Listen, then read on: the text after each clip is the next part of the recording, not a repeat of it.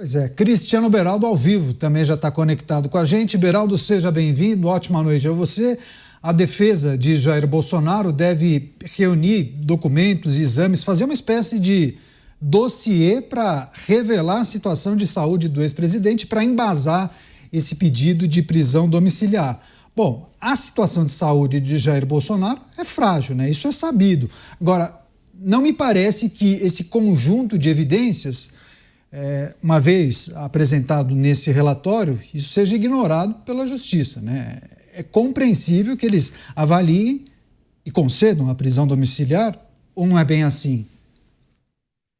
Difícil saber, Caniato. Boa noite a você, boa noite ao nosso querido delegado Palumbo, boa noite ao Mota, parabéns pela filha do Mota, pelos 15 anos, e boa noite à audiência que prestigia diariamente os Pingos nos Is.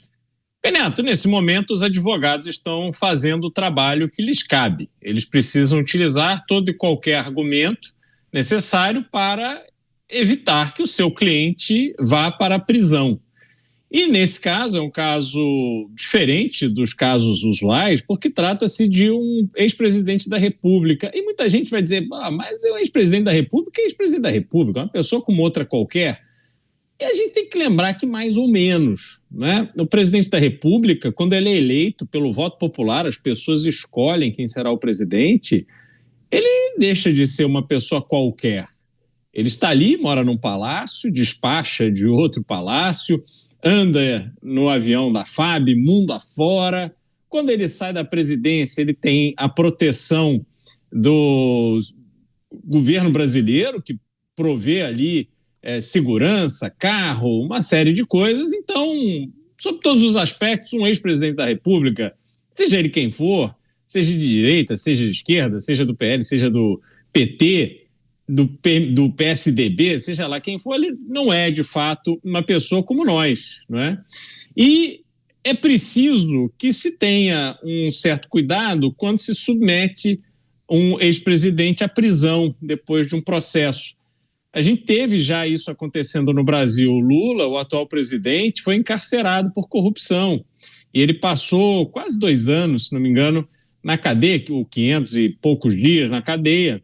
E para que ele fosse preso, também se tomaram esses cuidados. E olha que naquele momento o Brasil estava ali muito indignado com toda a corrupção que houve nas administrações do PT, que foram reveladas de forma muito clara, muito evidente, aliás, e de uma maneira bastante didática, com aquelas cenas de malas de dinheiro, dezenas de milhões de reais em dinheiro, as contas na Suíça, cujos extratos foram divulgados, com dezenas de milhões de dólares escondidos para todo lado.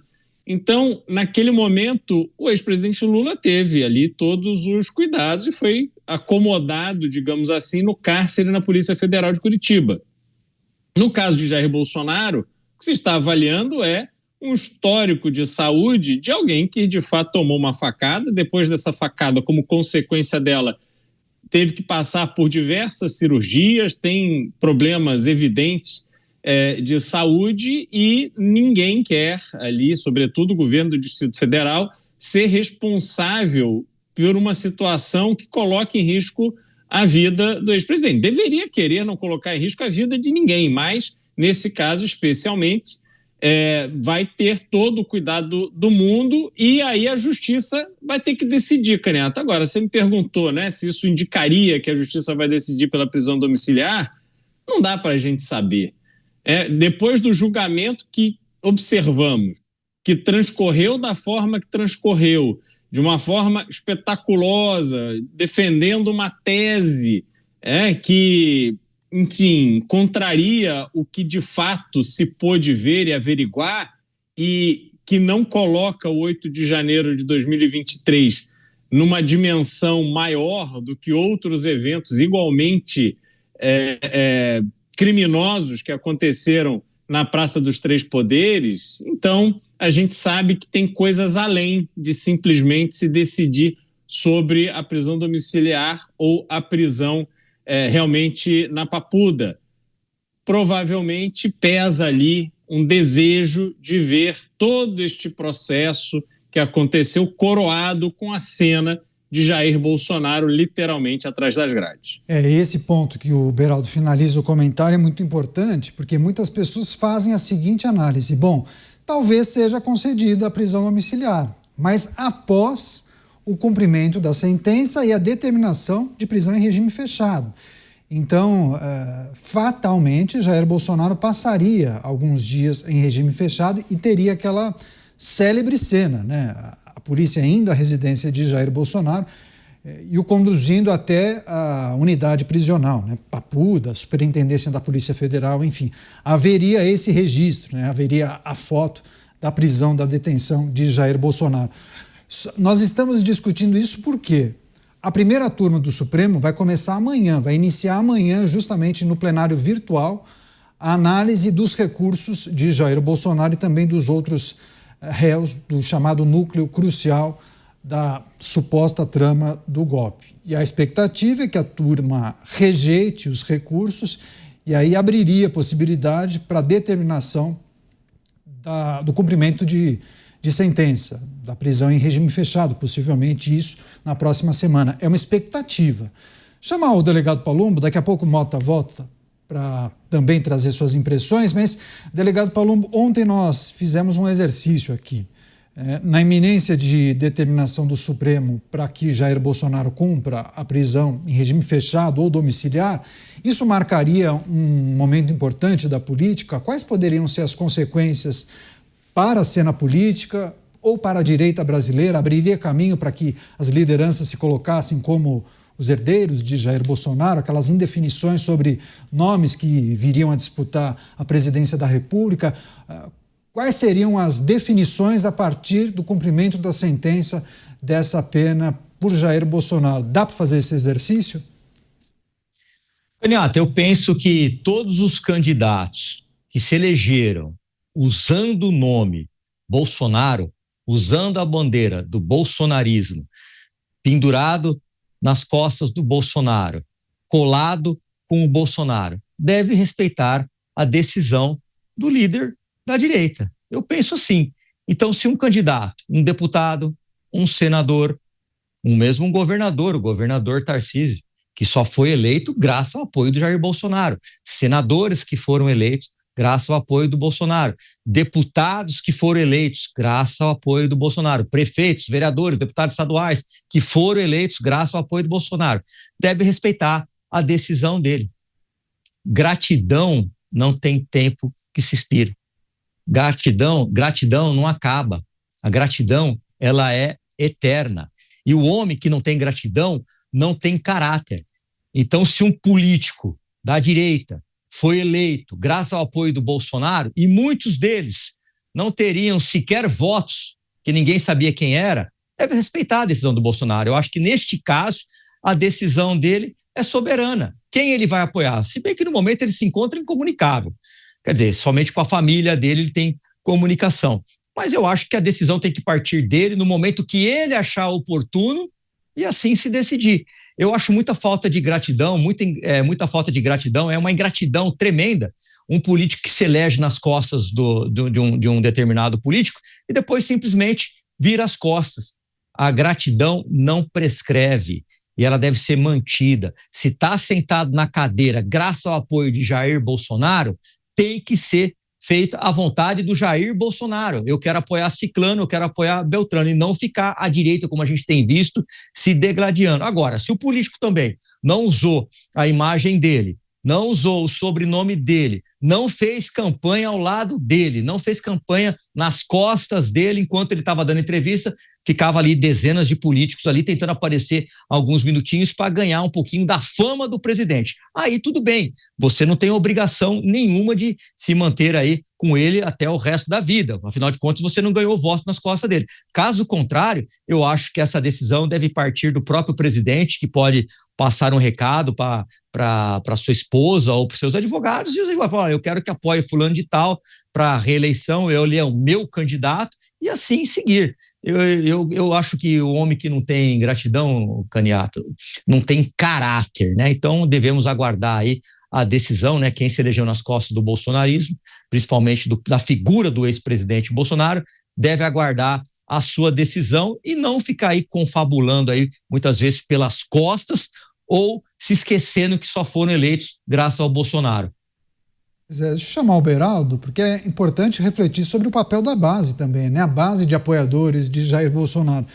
Eu falava com o Felipe Gustavo hoje à tarde, fazendo esse exercício, né?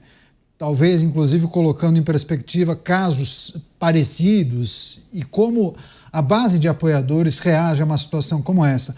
A situação de Bolsonaro, ela foi acontecer, houve um escalonamento, né?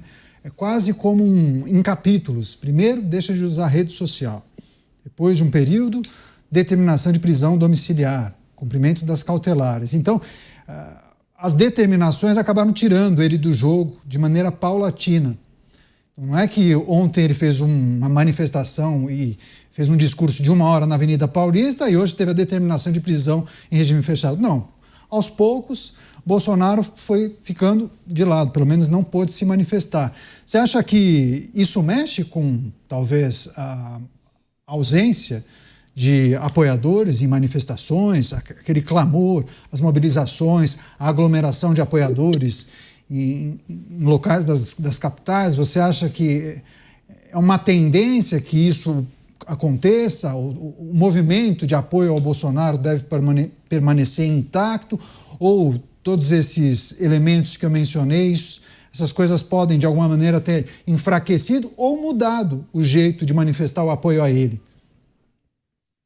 Peniato, um líder, ele precisa de militância, né? Ele precisa dos seus apoiadores, ele precisa dos seus admiradores, ele precisa da militância. Quando ele convoca, a militância vai. A militância está ao seu lado, como se fosse um exército que vai brigar pelas mesmas ideias, vai brigar pelos mesmos propósitos, sejam esses propósitos e ideias quais forem. Quando a gente observa a situação de Bolsonaro, a gente percebe que há um grupo de pessoas que tem, e é um grupo imenso no Brasil, pessoas que têm muita identidade com ele, mas são pessoas que carecem dessa liderança. Quando ele se ausenta da comunicação com o público em razão dessas decisões judiciais que foram tomadas, o que fica faltando para alimentar essa conexão com a militância é justamente um líder. Qual é o líder que vai substituir Bolsonaro nessa mobilização da militância? Isso não ficou claro. Bolsonaro não fez isso enquanto ele poderia fazer, né? Falou-se muito em Tarcísio de Freitas, era o candidato mais óbvio, digamos assim, porque não apenas foi eleito em São Paulo, que é o principal estado do ponto de vista econômico do país, com a população imensa, o Tarcísio de Freitas, um governador bem avaliado e tem uma imagem positiva perante uma grande parte da população. Ele não vem com outros problemas a serem enfrentados numa eleição nacional, como seria o caso, por exemplo, de Romeu Zema. Zema ainda precisa fazer todo um esforço para se tornar efetivamente conhecido por todo o país e tal, e mal ou bem o Tarcísio vem sendo muito falado. Então, ele não foi o escolhido. Claramente, ele não foi o escolhido. Bolsonaro não quis que ele levasse essa tocha olímpica do bolsonarismo adiante.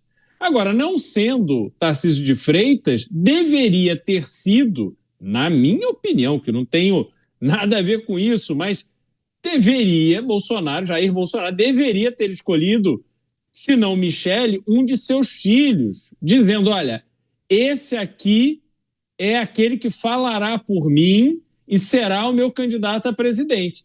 Para que, então, com a autoridade investida nesta figura, esta figura se tornaria o líder, não apenas dos militantes, para que pudesse, por exemplo, haver uma convocação organizada, com uma liderança clara, objetiva, direta, para fazer manifestações, por exemplo, contra a prisão de Bolsonaro ou a favor de uma prisão domiciliar, enfim, todos esses eventos que acaba sendo importante mobilizar a militância.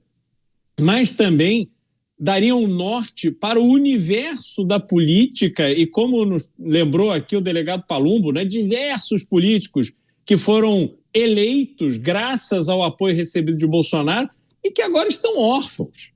Eles não sabem o que fazer. Quando eles não têm a expectativa de que o próprio Jair Bolsonaro seja o candidato, mas também não sabem quem irá receber o seu apoio, eles ficam batendo cabeça. Eles não têm como organizar a eleição do ano que vem não sabendo com quem ao lado eles farão a campanha. Porque boa parte deles não tem a menor chance de ser eleito, nem porque eles eram, nem pelo político que eles são. Alguns aí fazendo um primeiro mandato absolutamente pífio, que só fazem algazarra em internet, mas preto no branco, que entregam efetivamente para a população brasileira em termos de avanços legislativos, a gente sabe que a maior parte talvez não saiba nem onde é que é o banheiro da Câmara até hoje. Então, falta essa liderança e esta falta será muito sentida, na minha forma de ver, por esse grupo político que está absolutamente perdido e facinho para ser cooptado por essas lideranças canalhas e sem vergonhas do Centrão. Pois é, quando eu mencionei a base de apoiadores de Jair Bolsonaro, comecei a receber algumas mensagens aqui, pessoas que inclusive se manifestam pelo chat do programa Os Pingos nos Is no YouTube, mas eu recebi no meu Instagram uma mensagem direta da Maria José de Assis Carvalho, dizendo que sim, caso Jair Bolsonaro seja enviado à Papuda para cumprimento de pena em regime fechado na Papuda, aí ela escreveu aqui que haveria muitas manifestações, que esses manifestantes, entre aspas, parariam o Brasil. Bem, você pode se manifestar também, enviar perguntas, mensagens, críticas, comentários, a gente lê na medida do possível. Deixa eu só voltar com o delegado Palumbo, que além de comentarista é deputado e vai trazer um pouco desse termômetro, né? Muitos se elegeram com o apoio de Jair Bolsonaro, né? Levantando a bandeira dessa chamada agenda bolsonarista. Uma vez que Bolsonaro não esteja no jogo, naturalmente ele passará a responsabilidade, talvez, para um filho ser o interlocutor, né, para levar as mensagens dele. Talvez nem todos os virtuais candidatos sigam o interlocutor de Jair Bolsonaro e queiram fazer carreira solo, como a gente já viu em outras eleições, né? Uma deputada foi eleita com o apoio de Jair Bolsonaro, depois decidiu fazer carreira solo e aí não conseguiu se reeleger. O senhor se lembra bem desse episódio. Esses parlamentares que surfaram na onda bolsonarista devem fazer o quê? Seguem abraçando esse ideal, essa agenda, ainda que seja o filho de Jair Bolsonaro quem dê as coordenadas, ou você acha que muitos vão seguir um outro caminho? Bom, a traição na política é a coisa mais comum do mundo, é igual mato. Ela cresce em tudo quanto é canto. E um dos mais traídos do Brasil foi o Bolsonaro. Ele foi traído demais. Como você mesmo citou o exemplo de uma mulher que teve mais de 1 milhão de votos, depois foi candidata a prefeita aqui na cidade de São Paulo, teve uma votação ridícula, menos do que eu tive para vereador, salvo engano, teve menos de 100 mil votos. Depois não conseguiu se eleger absolutamente nada. Outro também que eu acompanhei a traição de perto, inclusive foi visitá-lo junto comigo e o Eduardo Bolsonaro no hospital quando ele tinha tomado a facada, e a gente tira uma grande lição disso. Eu não sei qual que é a fórmula do sucesso na política. Eu sei que do fracasso é ser traidor. Geralmente os traidores acabam caindo e não precisam nem de corda para se enforcar, eles se enforcam por conta própria, porque a população percebe rapidamente isso daí. Então eu volto a dizer, né, quem se elegeu nas costas do Bolsonaro, usando a imagem dele do começo ao fim da campanha, escorado na imagem do Bolsonaro, fazendo vídeo, quer dizer, pedindo vídeos para o Bolsonaro, tem que ser leal. Tem que ser leal e tem que ser grato. Você não foi eleito nas costas dele, então seja grato. É muito fácil você ganhar a eleição e depois falar, obrigado, agora é por minha conta. Beleza, tá tudo certo. Só que tem uma coisa que tá aí a história que não me deixa mentir. A traição não é perdoada. A traição, ela é imperdoável. A população percebe. A pessoa que votou pensando que estava votando, não, ele é aliado do Bolsonaro. Estou votando nele por causa do Bolsonaro. O Bolsonaro pediu o voto. O Bolsonaro me quer como senador. O Bolsonaro quer aquele deputado como deputado federal. Então eu vou votar no que o presidente falou. É assim que acontece. Aí ganhou, vira as costas. porque quando a gente está em festa, aparece um monte de amigo. Agora que o Bolsonaro está praticamente aí no limbo, aí muitos se afastam, muitos mudam o discurso. E, sinceramente, eu acho que isso é de uma falta de caráter tremenda. Foi eleito nas costas do Bolsonaro? Tem que ser sujeito homem ou mulher e bancar isso até o final. Se não fosse ele, não estaria eleito. Então, respeite o sobrenome dele. É assim que eu penso. Rápida parada para você que nos acompanha pela rede. Seguimos aqui com os debates, as análises com os nossos comentaristas. Mota de volta. Roberto Mota de volta. Mota, Beraldo e delegado Palumbo faziam uma análise, uma reflexão sobre o impacto da detenção, de uma possível detenção de Jair Bolsonaro para o cenário político, mas especialmente para aqueles parlamentares que receberam apoio de Jair Bolsonaro, que surfaram na onda do chamado bolsonarismo e que talvez nas próximas eleições fiquem perdidos, não saibam exatamente se seguem o bolsonarismo, ainda que quem passe a dar as coordenadas seja um filho, ou então abraçam o projeto do Centrão. Mota caiu? Roberto Mota, então, caiu o sinal dele. Daqui a pouco eu passo a palavra, daí a gente arremata esse assunto. Deixa eu só passar mais uma vez, então, para o Cristiano Beraldo, porque é preciso, inclusive, olhar para essa organização da direita, né? São vários partidos que compõem a chamada direita brasileira, e aí tem a centro-direita, dos partidos que muitos chamam de centrão. Então, o centrão, ora está mais ao centro, de vez em quando se inclina e vai mais para a direita, e por vezes, né, Beraldo, foi bem à esquerda, inclusive abraçando projetos de partidos de centro-esquerda e de esquerda. O que vai ser determinante para pensar em nomes fortes para a eleição de 2026? Porque em algum momento falou-se que centrão e direita dariam as mãos, pensariam em um único nome. Não, é preciso juntar forças para derrotar quem está no poder. Mas as coisas mudaram de 3 meses para cá. E é possível que centrão siga um caminho e a direita outro, né? Pois é, Caniato, você precisa ter cuidado quando você fala assim, o centro-direita, né, o centrão como centro-direita, que isso pode ser um elogio no momento, mas pode ser uma grande ofensa em outro momento, porque o centrão é isso. Ele não tem absolutamente nenhuma ideologia, ele se move pelo interesse próprio, interesse de saciar a sua goela larga que vai se alimentando do dinheiro público brasileiro. É disso que se trata. Estão ali para ter não apenas um volume gigantesco e cada vez maior de emendas parlamentares, de fundo eleitoral, de fundo partidário, mas também força para fazer as indicações para os cargos estratégicos. E que cargos estratégicos são esses? Não são cargos que vão transformar o Brasil, são cargos que têm autoridade para controlar o orçamento. É isto que sacia essa vontade de ser centrão que existe no Brasil.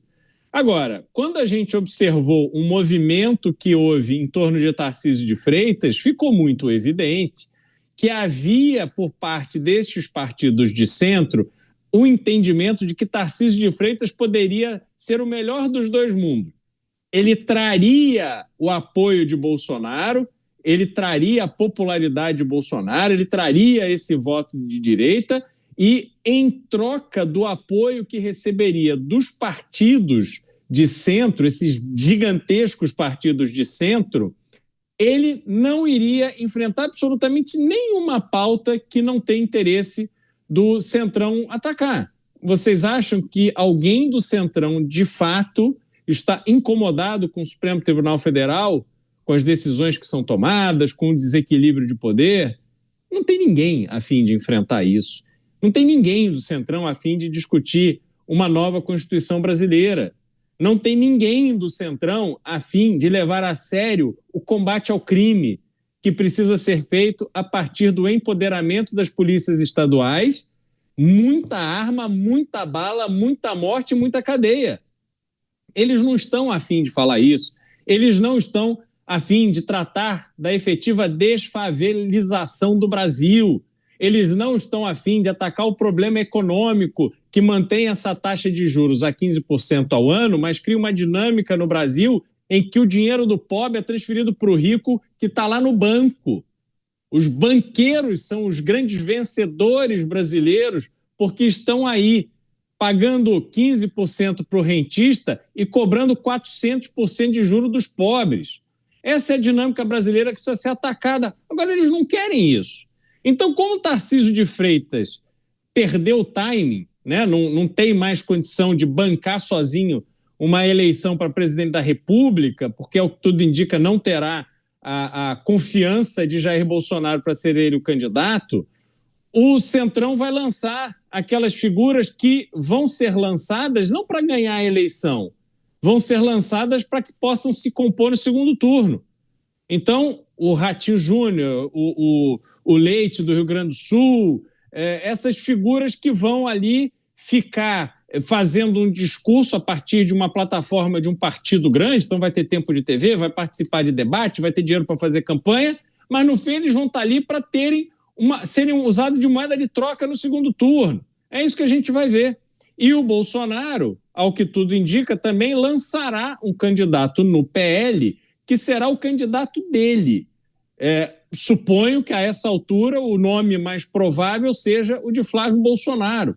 Agora, quando isso acontece, eu não sei como é que serão ali a composição dos interesses, porque aí você já não negocia mais, por exemplo, com o PP, porque o PP já se comprometeu a lançar em Santa Catarina Esperidião Amin, que é um nome histórico do partido e que tem uma ligação muito próxima com o Jair Bolsonaro, mas numa configuração em que tem Carlos Bolsonaro, candidato ao Senado, e um Bolsonaro candidato a presidente, obviamente não há como se compor com o PP em Santa Catarina.